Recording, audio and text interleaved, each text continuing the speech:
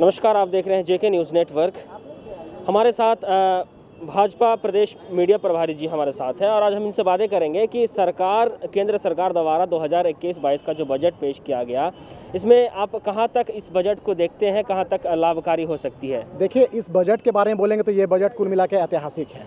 गांव, गरीब, किसान, मजदूर, आदिवासी, हरिजन, एसटी, एससी, ओवरऑल आप पूरे बजट को आप ध्यान से देखेंगे, आम आदमी से लेकर खास आदमी, 75 साल के वृद्ध से लेकर एक नौजवान तक, एक शिशु तक के लिए ये पूरे बजट में ये पूरा प्रावधान किया गया है। अगर हम झारखंड को ध्यान में रखकर अगर बात करेंगे तो झारखंड आदिवासी बहुल राज्य है।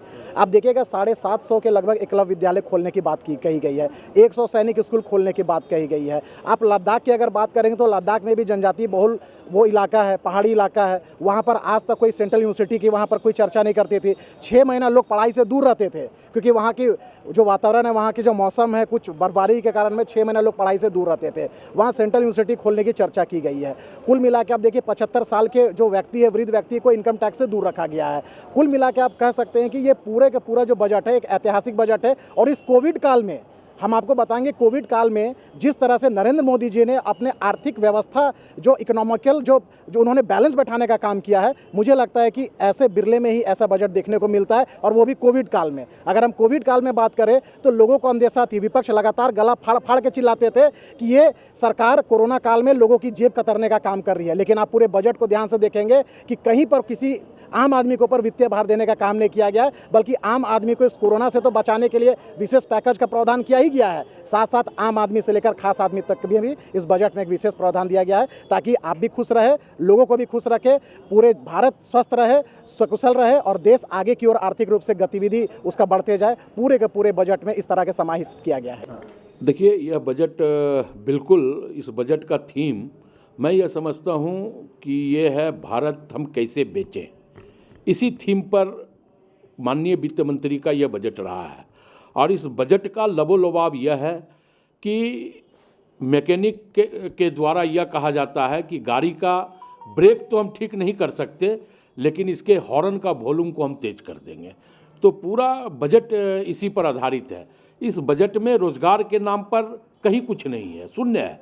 आप देखें कि एक तरफ हिंदुस्तान जहां पाकिस्तान बॉर्डर पर लड़ रहा है, एक तरफ चीन के बॉर्डर पे लड़ रहा है, एक तरफ जम्मू कश्मीर में लड़ रहा है, वहीं हम हिंदुस्तान पाकिस्तान के नाम पर भारतीय जनता पार्टी सत्ता में तो आ गई, हिंदू मुसलमान के नाम पे सत्ता में तो आ गई, लेकिन रक्षा के नाम पर इस बजट में कुछ नहीं है।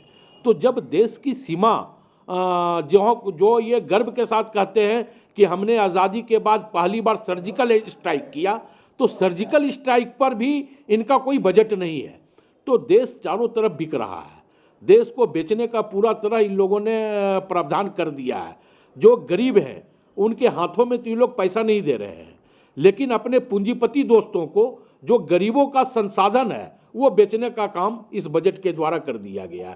इसलिए मैंने कहा कि यह बजट पूरी तरीके से भारत बेचो थीम के तहत जो है यह बजट भारतीय जनता पार्टी के द्वारा सदन के पटल पे लाई गई है। एक सवाल और, कृषि क्षेत्र यानी कि भारत जो है पूरा देश कृषि पर निर्भर है, और इस बार खासकर किसान आंदोलन दिल्ली में जिस तरह से सक्रिय है, किसानों को लग रहा था कि हमारे लिए भी सरकार एक कुछ नया पहल करेंगी इस बजट में, लेकिन इस बार कुछ देखा नहीं गया। जो पीएम किसान कृषि योजना थी उसमें से कुछ बढ़ोतरी नहीं दिखेगी। कैसे नहीं, आप उसका बजट को ध्यान से देखिए।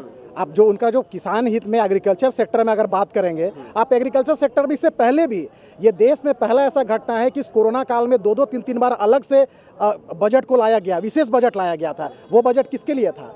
एक आम व्यक्ति से लेकर किसानों तक के लिए था। जो अनाज कैसे हम आम आदमी तक पहुंचाने का काम करेंगे, कैसे हम उचित मूल्य पर एमएसपी, सही एमएसपी पर हम किसानों से उचित मूल्य पर खरीद कर हम आम आदमी को पहुंचाने का काम करेंगे। आप कल अगर वित्त मंत्री का अगर पूरा संबोधन अगर सुने होंगे तो आपको ध्यान में होगा कि आप दलहन से लेकर, गेहूँ से लेकर, धान से लेकर सभी खरीद में ये मोदी सरकार ने एक उल्लेखनीय काम किया है। और किसान के ऊपर जो किसान जो अपना उत्पादन करता है, जो उसको उचित मूल्य नहीं मिल पाता है, और सरकार ने एक अच्छे दर पे उसे खरीदने का काम किया है, और आम आदमी को भी उचित मूल्य पर, जो आम आदमी है, जो कमज़ोर वर्ग है, मजदूर वर्ग है, जो गरीब वर्ग के लोग हैं, उसको उचित मूल्य पर अनाज भी वितरण करने का काम किया है। तो ऐसा नहीं है ये विपक्ष का काम है गला फाड़ फाड़ के चिल्लाना। ये सिर्फ दिल्ली में ही किसान नहीं है, झारखंड में भी किसान है। आप झारखंड में नगड़ी, बेड़ो, रातू, कांके आप जाकर देखिए, आप झारखंड का कोना कोना में किसान के पास जाके देखिए। आप मुख्यमंत्री किसान योजना के मुख्यमंत्री जी ने क्यों बंद कर दिया?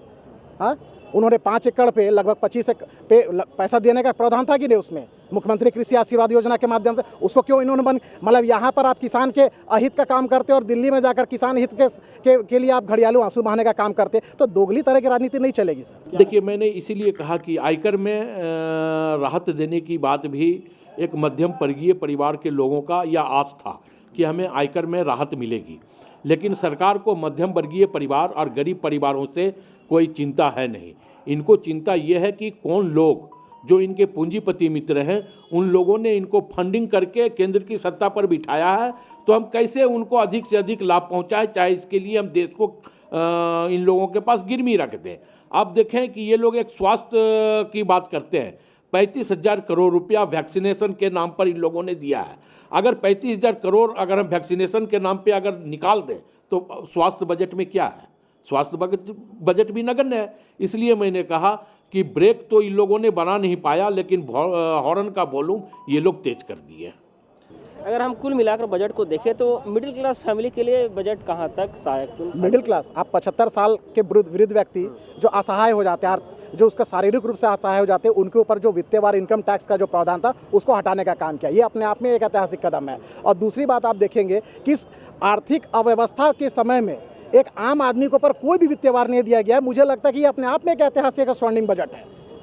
विपक्ष अब पर लगातार हमला कर रही है कि जो केंद्र सरकार है वो कुछ ही चुनिंदा लोगों के लिए काम कर रही है, तो क्या देश हित में यानी जनता हित में इस बार बजट कहाँ तक सहायक? कांग्रेस का काम है गला फाड़ फाड़ के चिल्लाना, और भारतीय जनता पार्टी और मोदी का नेतृत्व जो है, मोदी नेतृत्व जो ऐतिहासिक निर्णय लिए वो अपना काम करते जाएंगे, विपक्ष अपना गला फाड़ फाड़ के चिल्लाते जाएंगे। अब मैं आपको स्पष्ट रूप से कुल मिला के पूरा बजट के बारे में बता सकता हूँ कि यह बजट इस देश को एक नए भारत के रूप में ले जाने के लिए यह बजट एक मील का पत्थर साबित होगा। ऐतिहासिक बजट है, और मोदी जी के नेतृत्व में जिस तरह से दुनिया में डंका बजाने का काम किया है, आप स्वास्थ्य क्षेत्र में भी आप देखे होंगे बजट में कि कोरोना वैक्सीन को लेकर जो उन्होंने विशेष पैकेज, विशेष बजट को लाने का काम किया है। मोदी जी, ऐसे भी भारत सोने का चिड़िया कहा जाता था, अब स्वास्थ्य के क्षेत्र में भी कोरोना वैक्सीन भारत में, भारत ऐसा देश है जो 2 वैक्सीन तैयार किया है, और दुनिया का पूरा फ्लाइट दिल्ली एयरपोर्ट पर उतरा हुआ है कि वैक्सीन मुझे दे दो, वैक्सीन मुझे दे दो। ये मोदी जी के नेतृत्व को दर्शाता है कि हेल्थ के सेक्टर में भी पूरे दुनिया में भारत अपना विश्व गुरु बनने की ओर में पहला कदम रख चुका है।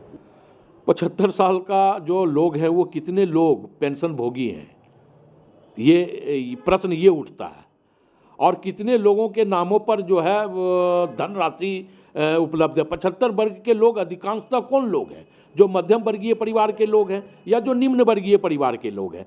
तो मध्यम वर्गीय परिवार के लोग 75 ईयर्स जिनका हो गया, वो ना तो नौकरी में, अगर नौकरी में हैं तो उनको 5,000 7,000 रुपया पेंशन मिलता होगा। तो उस पेंशन पर अगर वो आयकर राहत दे रहे हैं या टैक्स नहीं ले रहे हैं, तो हमें लगता है कि ये कोई बहुत बड़ा इशू नहीं है। मैंने कहा इसीलिए कि इनका वॉल्यूम बहुत तेज है, बाद बाकी बजट जो है पूरी तरह निराशाजनक है।